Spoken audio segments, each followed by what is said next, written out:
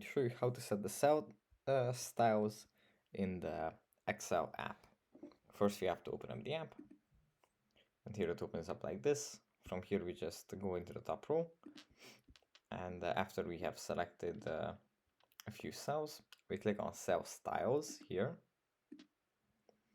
and here we have different kinds of styles.